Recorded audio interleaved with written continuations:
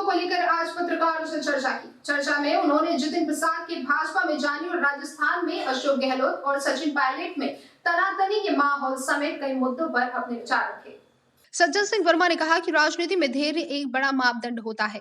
उन्होंने कहा कि जितिन प्रसाद 3 बार उत्तर प्रदेश में चुनाव हार चुके हैं। उन्होंने जितिन प्रसाद के फैसले को गलत बताया और कहा कि माधवराव सिंधिया ने अलग पार्टी बनाई, ज्योतिरादित्य सिंधिया भाजपा में चले गए, जितेंद्र प्रसाद भी अलग पार्टी का समर्थन कर रहे हैं। ये अपने परिवार की परंपरा निभा रहे हैं। देखिए, असल में राजनीति में धैर्य एक बड़ा मापदंड होता है, धैर्य रखना पड़ता है। असल में बात यह है कि जितिन प्रसाद 3 बार लगातार चुनाव उत्तर प्रदेश में हार चुके हैं। अब उनको लगा कि 3 बार हारने के बाद मुझे क्या मिलना है कांग्रेस में, तो उन्होंने भाजपा में जाने का निर्णय लिया। लेकिन ये इतना गलत निर्णय है। इस समय जो फीडबैक आ रहा है यूपी बिहार में भारतीय जनता पार्टी का सुपड़ा साफ होने वाला है। अरे भाई, तुझे जाना था तो सपा में चले जाते, किसी पार्टी में चले जाते। असल में बात ये है, देखिए, माधवराव जी सिंधिया स्वर्गीय मैं बहुत इज्जत करता हूँ। उन्होंने कांग्रेस में रहते हुए अलग पार्टी बनाई। ज्योतिरादित्य सिंधिया बीजेपी में चले गए। जितिन प्रसाद के फादर जितेंद्र प्रसाद ने अलग पार्टी का समर्थन किया कांग्रेस से हट के। ये मतलब ये परिवार की परंपरा निभा रहे हैं। शायद कांग्रेस ने इन परिवारों को क्या नहीं दिया, ये गलत निर्णय लेके ये गलत परंपराएं डाल रहे हैं। वहीं राजस्थान में अशोक गहलोत और सचिन पायलट में तनातनी के माहौल पर उन्होंने कहा कि सचिन पायलट ने धैर्य रखा, मैं उनकी तारीफ करता हूं।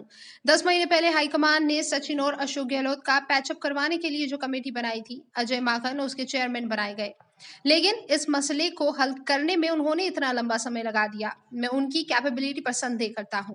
उन्होंने हाईकमान से अनुरोध करते हुए कहा कि इस तरह के लोगों के हाथों में इतना बड़ा उत्तरदायित्व भविष्य में ना सौंपे। हाईकमान को 1 सप्ताह में इसका हल निकालना चाहिए। ऐसा नहीं है। मैंने पहले प्रश्न के जवाब में कहा कि राजनीति में धैर्य एक बड़ा फैक्टर होता है, धैर्य रखना पड़ता है। सचिन पायलट ने धैर्य रखा, मैं उनकी तारीफ करता हूँ। 10 महीने हो गए, कांग्रेस हाईकमान ने 3 लोगों की एक कमेटी पेचअप के लिए अशोक गहलोत और सचिन पायलट की बीच में सेतु का काम करने के लिए बनाई। अजय माकन इसके चेयरमैन बने। देखिए, मुझे अजय माकन से कोई गिला शिकवा नहीं है, लेकिन यदि इतना लंबा अरसा आप एक मसले को हल करने में लगाते हैं तो मैं आपकी कैपेबिलिटी पे संदेह करता हूँ। मैं हाईकमान से अनुरोध करता हूँ कि इस तरह के लोगों के हाथ में इतना बड़ा उत्तरदायित्व या तो भविष्य में ना सौंपे, क्योंकि सचिन पायलट अशोक गहलोत की जोड़ी ने चुनाव जिताया है और सचिन पायलट बीजेपी में नहीं गए। हाईकमान ने जब उन्हें बुलाया, सचिन पायलट लौट के आ गए। तो इस समय हाईकमान को मैं समझता हूँ 1 सप्ताह में इस बात का पटाक्षेप कर देना चाहिए, समाधान निकाल देना चाहिए। उन्होंने कहा कि दिल्ली में आरएसएस प्रमुख मोहन भागवत डेरा डाले हुए हैं। उनके पास रिपोर्ट आ गई कि यूपी, बिहार और मध्य प्रदेश जैसे राज्य अब हाथ से जा रहे हैं, इसलिए वो पैचअप में जुटे हैं। इस समय भारतीय जनता पार्टी दिल्ली से लेके नरेंद्र मोदी से लेके भोपाल शिवराज तक बड़े नेता से छोटा कार्यकर्ता तक घबराया हुआ है। कोरोना के संक्रमण काल में लाखों लोगों की जान गई है। जब मेरे नेता राहुल गांधी ने 12 फरवरी 2020 को नरेंद्र मोदी को गुहार लगाई थी कि ये लोकसभा चलाना छोड़िए, कोरोना का संक्रमण भारत में पसर चुका है, पैर फैला चुका है, मेहरबानी करके उसकी रोकथाम करिए। लेकिन उन्होंने हंसी उड़ाई। आज हालात ये हैं कि पूरे देश में लाखों लोग मर गए, मध्य प्रदेश में लाखों लोग मर गए। तो जनता ने ठान लिया कि ये झूठ बोलने वाले की सरकार, भाषण वीरों की सरकार दिल्ली में भी है, मध्य प्रदेश में भी है।